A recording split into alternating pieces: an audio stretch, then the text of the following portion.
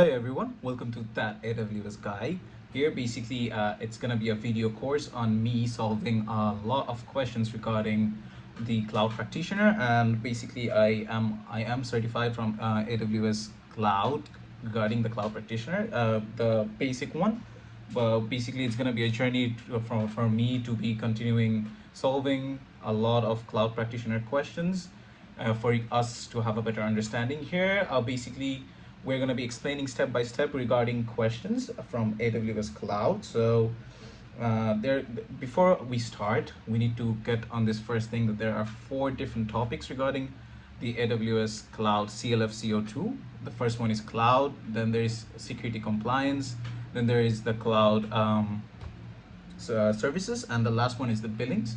So we're gonna practice 20 to 25 questions from each topic and keep on juggling on our way to having a better understanding about everything. So without further ado, let's start with our questions.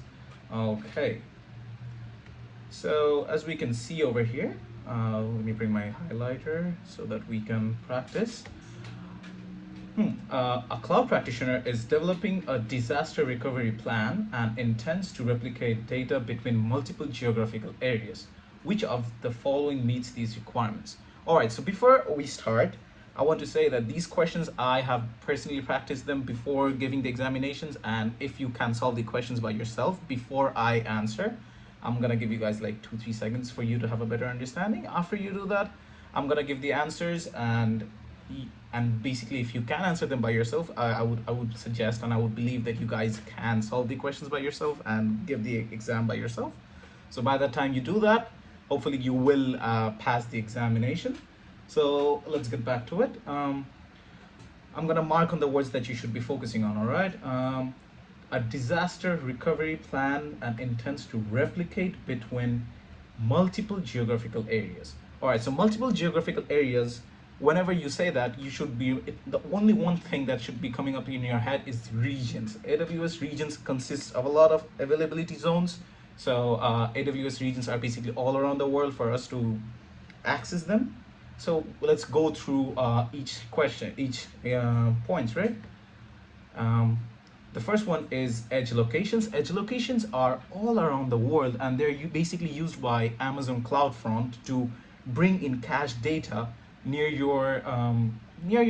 where you are. Let's just say I am currently in Malaysia at the point, and I want to access something from very far away, maybe Saudi Arabia, and or maybe America. And if I'm connecting to a static website which has content, every time I'm trying to access it, content from there to coming over here is going to take a lot of time. So what AWS CloudFront does is AWS CloudFront brings the data from there to the nearest edge locations over here, which we can basically access, and so therefore there's going to be very low latency and easier for us to access it every time we want to use it.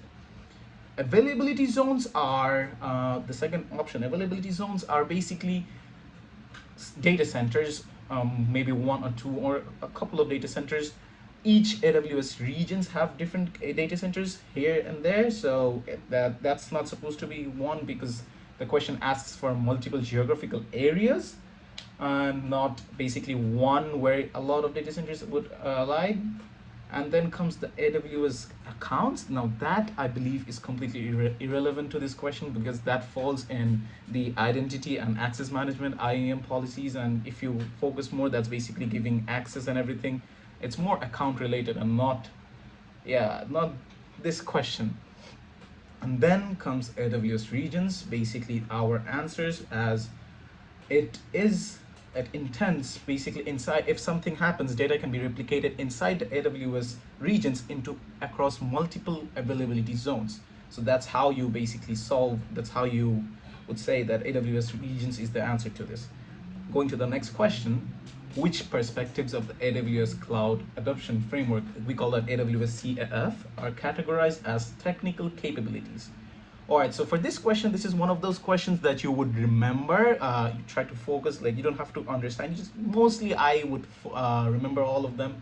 It has basically 2 capabilities. One is technical, one is business. The technical one is basically platform, operation, security, and the business capabilities are governance, business, and people. So you memorize that by heart, you will be able to answer this question. So for this one, it's operations and platform, as this one is basically technical capabilities. Proceeding to the next question, which cloud design principle aligns with AWS Cloud Best Practice? AWS, it's a principle that aligns with the AWS Best Practice. Okay, so creating fixed dependencies among application components. Now that's not its best policy, as that would actually go against one of the decoupling rules, that is to reduce the dependencies among application components. Going to the next one would be deploy applications in a single availability zone. Now that's also not one of the best practices in this situation. Why we say that is because it creates the single point of failure. If by any chance the availability zone fails, like environmental or something happens, then we do not have access to the resources anymore. So that's basically not a best practice. Distributing the compute load across multiple resources would basically eliminate the point of failure. If something happens in one direction, we can always go to the next one. So that helps us have a better understanding, and also helps us know that the resources are basically distributed. So we can, let's just say this one is failing, we can go to the next one. So that has to be the best practice. And then option D would be aggregate services on a single instance. Again, falls on the single point of failure. If something happens to a single instance, we cannot change to another one, since all of it is basically on one. So in this question, the answer would be option C. All right. Which principles are used to architect applications for reliability on the AWS cloud? Okay, we have to select two, and it's also reliability. Mostly cloud, this one focuses on reliability. So A is use multiple availability zones. Definitely, why we say that is because when you use a lot of availability zones, usually like every other region would have 3 with a minimum. Before it was less, but now the best practice would be having 3 at least. So if one availability zone is not okay, or something is wrong with that, or it fails, we can rely on the other availability zones. So option A should definitely be one of the answers. Backup recovery to an on-premise environment. Now we wouldn't suggest that, because AWS doesn't focus or doesn't rely on it. It's not one of their best practices to go for on-premise environment, even though they do support it, but they don't want to do that. But what do I mean when they say that they do support it? Is basically, let's just say a really big company wants to migrate from on-premise to AWS. So AWS would, if they do not want to migrate everything, then the on-premise solution, like basically what they would do is they would give the hybrid solution. By that, basically some of it can stay with you, most of it can come to AWS. So that's one way of explaining it. But yeah, AWS wouldn't basically give it the backup recovery to an on-premise environment. All right, the next one, manage changes via documented processes. Again, AWS prefers more automation, not documented processes. That's not one of the best factors over here. The other one, design for automated failure recovery.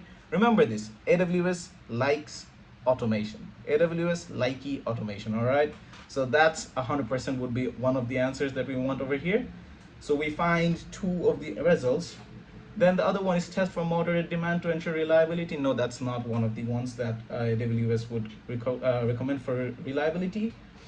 Yeah, all right, so basically the 5th question, proceeding on, is which design principle is achieved by the following?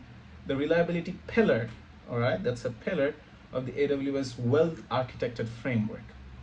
Changing infrastructure manually? Nope, we don't accept that. We don't want that to happen, as manually is something that AWS does not recommend. And then testing recovery procedures, 100%. Why do we say that? So that basically it's more reliable. We need to check if everything is okay. If worst case scenario something happens, the procedures that were to be maintained are all right. So we basically check beforehand in order for us to have a better understanding. So that's the understanding, that's the answer. But let's go through the other ones. vertical scaling. So vertical scaling is basically giving more computational power to one of your instances. So that's not exactly what the reliability pillar says. It states basically that you should be more reliable. So now an instance having more computational power is basically not what we want in this scenario. We would want horizontal scaling, that's basically having more instances at the same time, so that if one instance fails, the other ones we can go focus more into, right? Yeah, that's basically it. And then there is the manual failure recovery. We do not like the idea of manual when it comes to reliability pillar. In this situation, automation is the best process. All right, a system in the AWS cloud is designed to withstand the failure of one or more components. What is an example of? So it's withstanding the failure of one or more components. High availability, agility, scalability, elasticity. So high availability is your answer, as basically if a system has high availability, it means that if something happens, it has access to other resources which will back it up.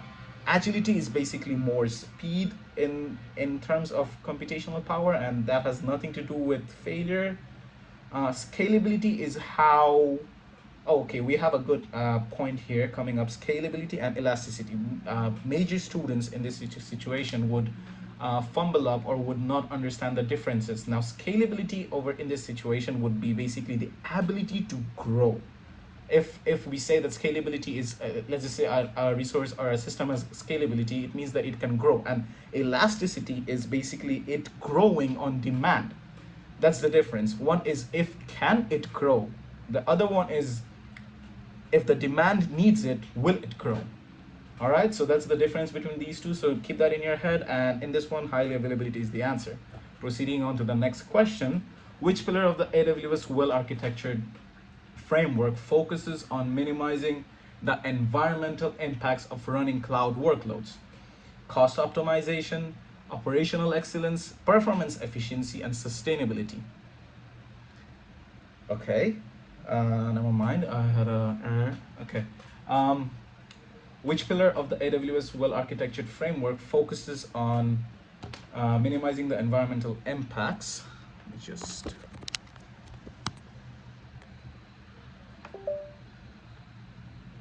Okay. All right, so next question. Okay, so which pillar of the AWS Well-Architected Framework focuses on minimizing the environmental impacts of running cloud workloads? Environmental impacts.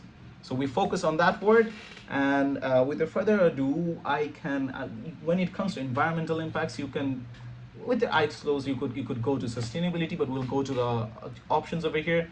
Cost optimization, that's basically the least amount of money that you would want to spend while using the resources. Well, that doesn't go anywhere near the environmental impact. Operational excellence is basically how your operation and performance both basically goes on your workloads and your computational power, and how efficient you can be with them.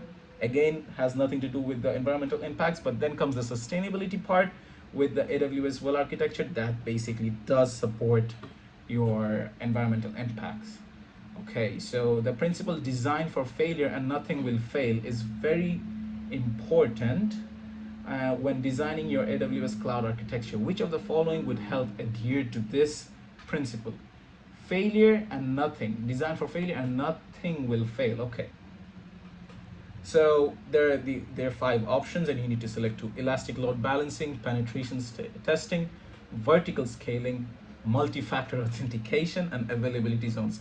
With first glance, you know that multi-factor authentication can never be an answer, because that's basically more on the security side that gives you more protection. That does not, that's not basically something that supports you on the design for failure. Vertical scaling is giving more computational power, so we don't want that as well. Penetration testing is supporting, it's basically seeing how well secured a system is, so that even has nothing to do with the failure, right? So the 2 answers we have are elastic load balancing and availability zones. Availability zones, we have already talked about that a lot in this video. Elastic load balancing would be something that distributes the traffic towards different computational resources, so you know that if something happens to fail, then that will perform a health check along with auto-scaling groups, and then that will direct it to some other computational resource, so that basically if something fails, we take care of it. All right. Okay, so question number 9. A company wants to ensure its cloud adoption minimizes transformation-related risks. It minimizes transformation-related risks and aligns with regulatory requirements. Which AWS Cloud Adoption Framework, AWS CF perspective is more relevant? All right, so related risks, it has to minimize, right? So there is security, there is operations, there is governance, and there is business. Security is not basically one of the options, as well as operations. Why? I am explaining. Then comes governance and business. Business is more towards the business outcomes, basically the investors, basically giving them the outcomes that they want by providing them with the solutions that they need. So that cannot be an option. Governance would be the only option over here. Security is basically providing a security in this whole architecture, the whole infrastructure, that also has nothing towards minimizing transformation related risks. And then comes the operations. Operation also is basically providing the specific services required for how you want to use them, right? So in this scenario, I believe that operations wouldn't also be coming in handy. All right, the next question: which of the followings are benefits of hosting infrastructure in the AWS cloud? Select 2. AWS have control over the physical infrastructure. Users have control over the physical infrastructure. AWS manages all security in the cloud. Users have the ability to provision resources on demand. Users have access to free and unlimited storage. There are no upfront commitments. All right, so one funny thing is nothing is unlimited, nothing is free. All right, you cannot have free, nothing is free in this entire world. All right, that's what I believe. You just know it. For AWS storage, whenever you use S3 or there are other storage types that you can be using in AWS, right? But even though there is unlimited storage, but you do have to pay a significant amount, maybe not a lot compared to on-premise and other computational resources, but here you do basically have to pay.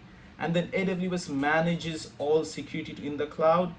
That's somewhat, whenever you basically for you to have a better understanding in the AWS managing all security in the cloud, that's basically a whole framework, right? And AWS, it's a responsibility model between the AWS and the customer. We will be talking about that in the later future. Here, that basically explains what AWS is supposed to do and what the customer is supposed to do. So here, it's not entirely true, so we don't focus on this. Users have control over the physical infrastructure. They don't have to give. One of the downsides or upsides, however you look at it, is whenever a user basically goes into AWS, they do not have the need to think about the physical infrastructure anymore. So we don't use that.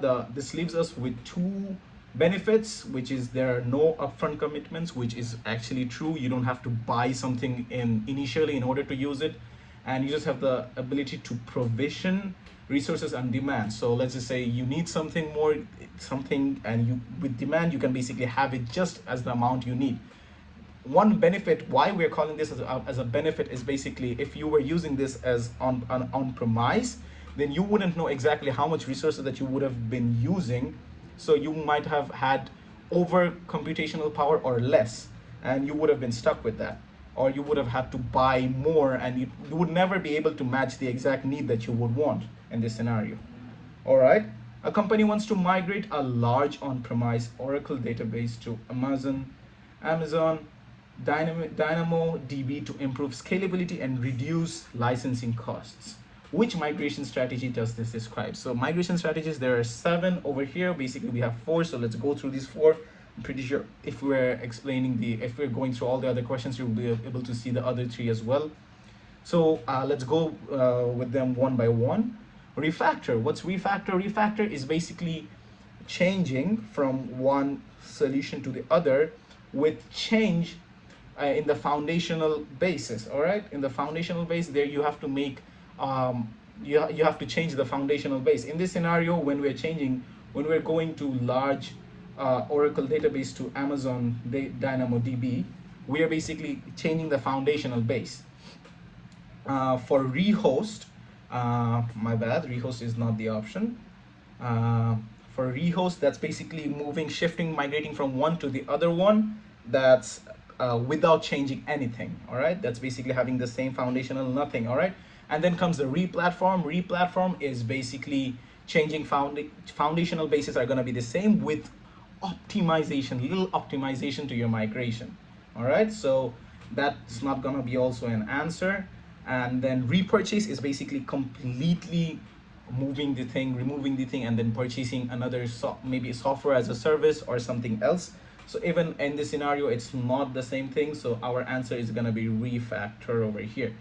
All right, as changing from on-premise Oracle database to Amazon DynamoDB, you do have to change the foundational base. All right. So which of the following cloud computational deployment model eliminates the need to run and maintain physical centers? Eliminates the run and maintain physical data centers. For this one, we have to go with, let's go for the options.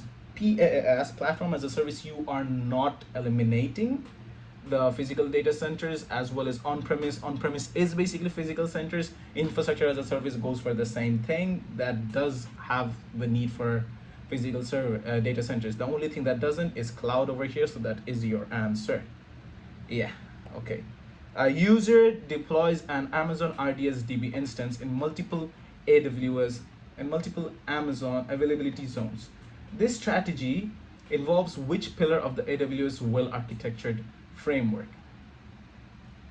Okay, so Amazon RDS instance in multiple availability zone, without a doubt, we are gonna go for reliability in this scenario, all right? Because you know that multiple availability zones means that you are more reliable. If something fails, the other one comes up, so you know what's happening. Performance efficiency, we already talked about it. Workload, it's not a solution over here. Cost optimization is basically as less money you can spend for this. That's also not one of here. Security, not as well. Right now we're basically working on if cost optimization, when you're going for multiple availability zones, that's basically the opposite of cost optimization, because you actually need to pay more money for more availability zones, which kind of makes sense. So there you go. And then the next question, which AWS service provides a central location to track the progress of application migration across multiple AWS migration tools? All right, so AWS Cloud Trail. AWS Cloud Trail basically keeps tabs on who is doing what in your whole system, in your whole infrastructure that you have made. All right, Cloud Trail keeps tabs, and then API calls, and then IAM policies, checking who is doing what. So that's not providing a hub. My application, yeah, checking the progression with multiple AWS migration tool. That's not keeping a hub, so that's not the answer.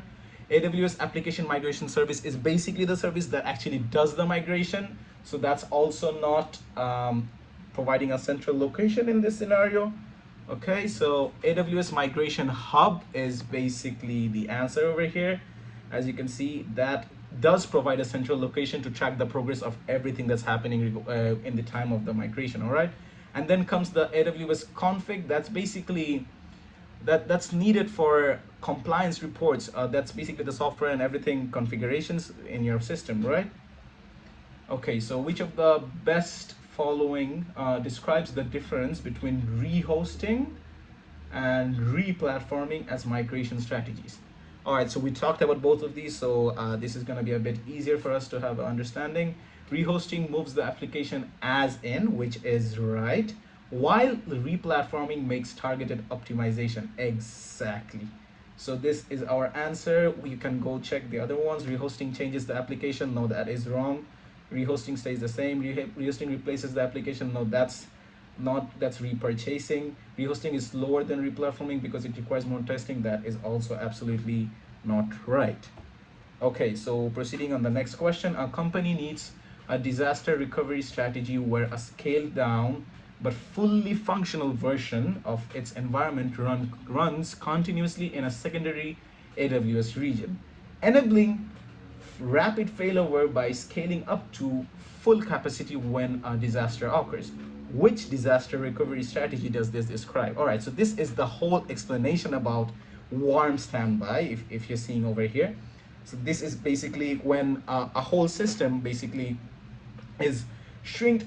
It's shrinked down a little bit, and it's not basically on the run at the moment, but if something happens to the original one, then this one instantly can shrink up, and then basically the whole service can be running instantly. Maybe not instantly after some time, but that's basically everything is going to be following up within a disaster, right? That's a disaster recovery system. If we follow the other ones, the multi-site active is one of the most expensive over here, as basically that's a whole replica of your whole system in some other availability zone. So if something wrong happens to this, that one instantly comes up.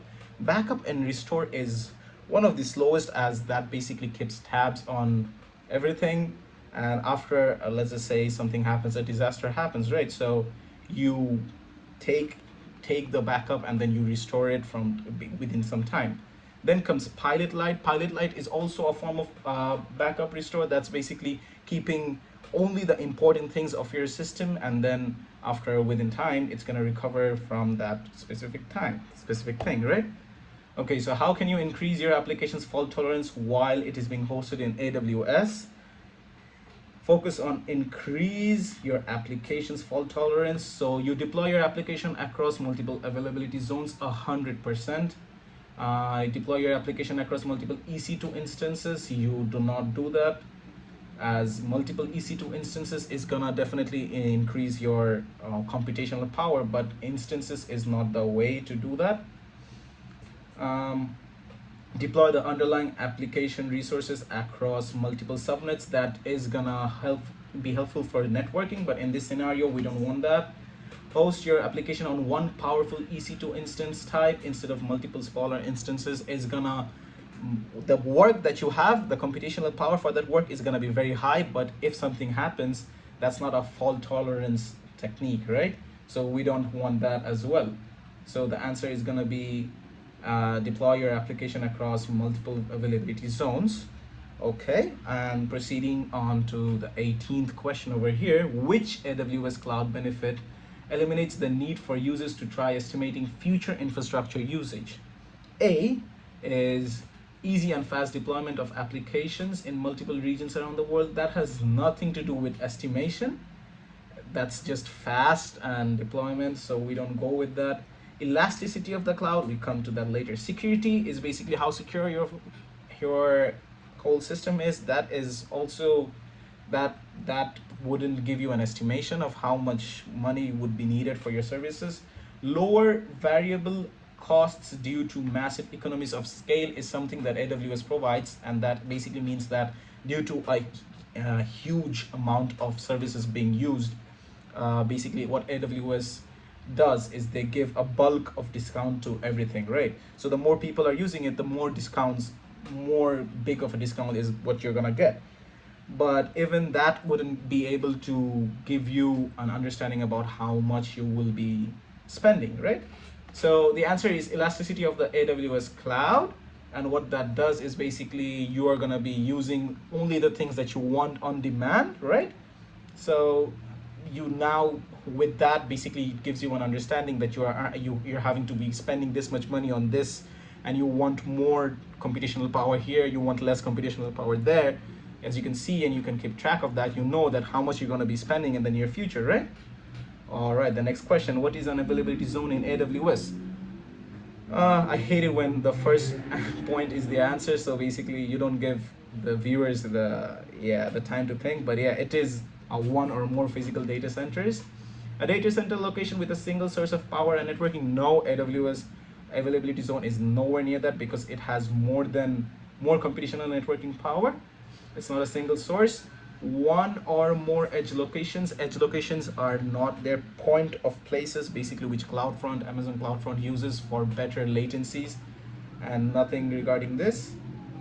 A completely isolated geographical location is basically a region inside that has many AWS availability zones. So it's not that as well. All right. The last question for this whole course, this video, would be, why would an organization decide to use AWS or over an on-premise data center? Please select 2. Okay, so why would an organization decide to use AWS over on-premise, right? One, the first one, free commercial software licenses. No, Amazon does not give that. No one can give you free commercial software licenses. Cost savings, free technical support. Amazon, to an extent, you're gonna get free technical support, but it depends on the business plan. It depends on the plan. There's enterprise plan, basic plan, developer plan. So whichever you use, you're gonna be getting technical support depending on that, but it doesn't exactly give you free. You do not get them for free. Elastic resources and on-site visits for auditing. On-site visits for auditing, they do not do that. So that's basically a no-no for Amazon. 2 things that you're gonna get is cost savings, because elasticity, in that sense, you can say that it's easier and it's better for you and it's cheaper compared to on-premise. And then comes the elastic resources. That's basically on demand. At the same time, it's you get to use as much as you want. You can decrease, but you're gonna do that when you're using basically on premises. So that would be everything in this video regarding the cloud part. Do leave a like and a subscription if you appreciate this video and want more of this, and do let me know how you feel about the video. And that's all for today. Thank you so much.